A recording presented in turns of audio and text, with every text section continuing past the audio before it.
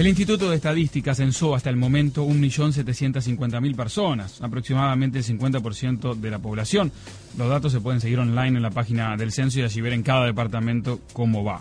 Es evidente que ha habido problemas de gestión y por eso las autoridades extendieron el plazo inicial, que era hasta el 30 de septiembre. Lo han extendido a este mes de octubre. Pero más allá del atraso y la gestión, ha habido cuestionamientos y críticas más duras. Incluso algunos legisladores de la oposición señalaron directamente que el censo 2011 fracasó.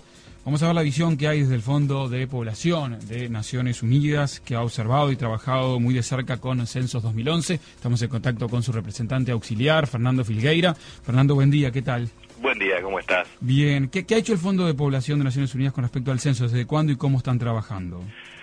Bueno, mira, como tú señalabas, el Fondo de Población es la institución especializada a nivel global, ¿no?, que trabaja con los gobiernos y los estados en apoyar y fomentar la incorporación de mejoras técnicas y de trabajo con los censos. Eso lo hemos hecho en Uruguay. El Fondo de Población ha trabajado cerca del Instituto Nacional de Estadística en diferentes etapas de la preparación del censo y hemos procurado apoyar en aspectos técnicos al censo, y también el Fondo de Población es de alguna manera un factor que contribuye neutralmente a la evaluación y a apoyar las mejoras técnicas. Bien, empecemos con algunos de los problemas que ha habido, a ver la magnitud que tiene para ustedes y bueno, y la relevancia que pueden tener a futuro cuando se conozcan los datos. En principio hubo problemas claros, y lo reconocieron las propias autoridades, de atraso, ¿no? O por lo menos con respecto a lo que habían informado, que querían terminar el 30 de septiembre. Correcto, digamos, hay obviamente, y eso, digamos, se ha comunicado en forma pública, digamos, un atraso respecto a los plazos que originalmente se habían planteado. Eso es así. Uruguay pasa, es importante marcarlo, de un modelo de censo de hecho a un modelo de censo de derecho. Esto es, de censos que se realizaban en un día, ¿verdad?, a censos que se realizan en un periodo más prolongado de tiempo. Esto es un movimiento que buena parte de los países de América Latina han realizado y otros los están realizando en este momento, porque mejora notoriamente la calidad de la información. Cuando se da ese paso, se da el paso justamente a programar en un periodo de tiempo más prolongado, y esa programación es posible que tenga a veces subestimación respecto a las dificultades que se encuentran luego, ¿verdad?, en el despliegue, en el terreno del operativo propiamente dicho. Ahora, dicho esto, lo que es importante señalar, tal vez fundamental, es que la duración en tiempo, dentro de plazos razonables, obviamente, y estamos dentro de plazos absolutamente razonables, la duración en tiempo del censo no es el indicador de su éxito o fracaso, no tiene nada que ver. En realidad lo importante es que el censo no se haga rápido, se haga bien, ¿sí? Y que se haga bien implica que se sigan los pasos necesarios en la aplicación de los formularios, en la carga de la información, en la validación de dicha información en la medida en que va ingresando, etcétera. Y en ese sentido, toda la información que el Fondo de Población ha tenido a partir de intercambios, obviamente, con el Instituto Nacional de Estadística y en general por lo que se ve en terreno, es que esto está desarrollándose en forma normal. Bien, con algunos problemas, pero problemas que evidentemente los podían haber previsto. ¿Eso es lo que tienen idea ustedes? ¿Ustedes, o sea, que los problemas que se han dado son los previsibles en el trabajo de campo? A ver, hay dos elementos allí. Con respecto al tema de problemas que, por ejemplo, han surgido, ¿no?, recientemente en las noticias o en declaraciones de dificultades a veces para ingresar en ciertas áreas, o un perro que muerde, o, ¿verdad?, situaciones violentas para los encuestadores. Esto es absolutamente previsible y lamentable, pero inevitable. En un operativo de 1.200.000 hogares, digamos, por lo menos, ¿verdad?, que se realiza, y 3 millones y tanto de personas, es inevitable que se den estas situaciones. Lo que no hay que transformar la anécdota en estadística. Digamos, una cosa es la anécdota, y las va a haber, y muchas, ¿sí? Otra cosa es la estadística. Con respecto al otro tema, esto es, bueno, ¿se subestimó o no se subestimó el tema de si se iba a tener algunos problemas al inicio porque se estaba usando una tecnología que es un salto cualitativo para Uruguay, pero es una tecnología que implicó aprendizajes, y esos aprendizajes que se hicieron previamente al censo después se tienen que desplegar en terreno? Es el smartphone que usan, que nos prestó Brasil en realidad, ¿no? Exactamente, que nos prestó Brasil, y eso permite una serie de ventajas importantísimas para la información, y se capacitó, ¿verdad?, a las personas, cosa que fue posible hacerlo porque era un censo de derecho. En un censo de hecho, el tipo de capacitación que requerían estos smartphones para 80.000, por ejemplo, censistas sería imposible. Acá estamos hablando de un número de censistas menor porque esto se despliega en el tiempo.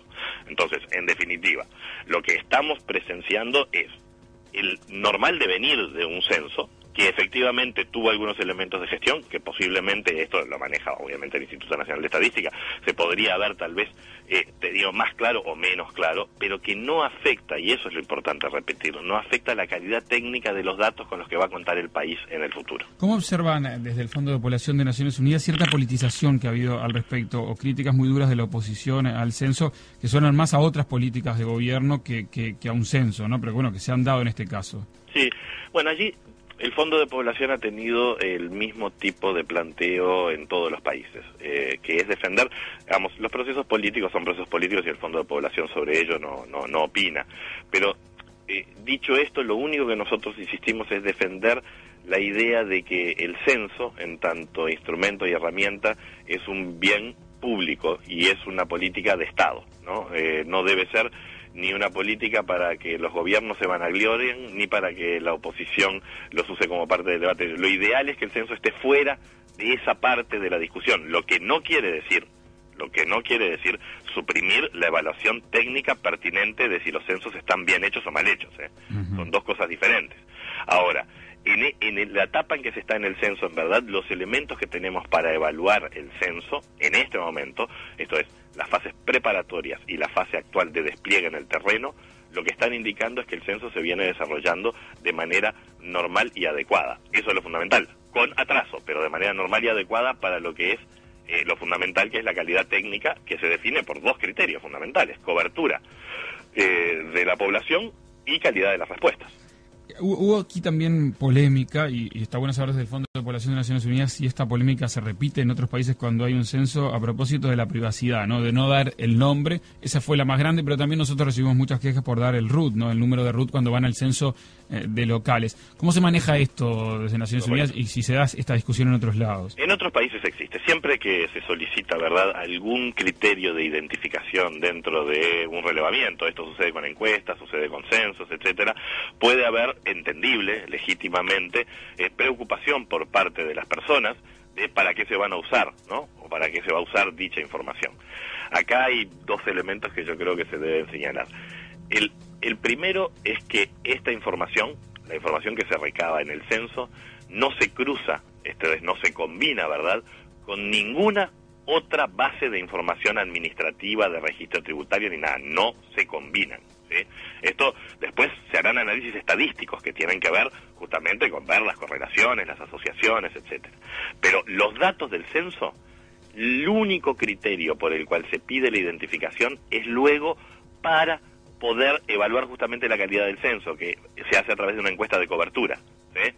Estas identificaciones, por lo tanto, son necesarias para hacer test de consistencia y cobertura internos. Para que quien viene a auditar lo que hizo el primer censista, que tiene eligen algunos lugares para auditar, sepa quién está... Exacto, la encuesta de cobertura es justamente eso, ¿verdad? Luego de que se realiza el censo, se hace una muestra y sobre esa muestra se va y se audita. Se dice, bueno, es que a todos de nuevo nos vienen a preguntar, pero se hace una muestra y algunos les vienen a preguntar de vuelta y es bueno tener la identificación, eso es lo que dicen. Exacto, efectivamente pasó la persona por aquí, preguntó estas preguntas, ¿sí? Entonces allí tenemos un porcentaje, ¿no? Si la muestra es representativa a nivel nacional, nos da un porcentaje de lo que no se pudo cubrir, y en los censos siempre existe un mínimo porcentaje, ¿verdad? Mínimo, en donde la cobertura no se logró total y universalmente. Esto es normal, no hay censo perfecto en ese sentido, y además la calidad de las preguntas, si se hicieron efectivamente y si se entendieron.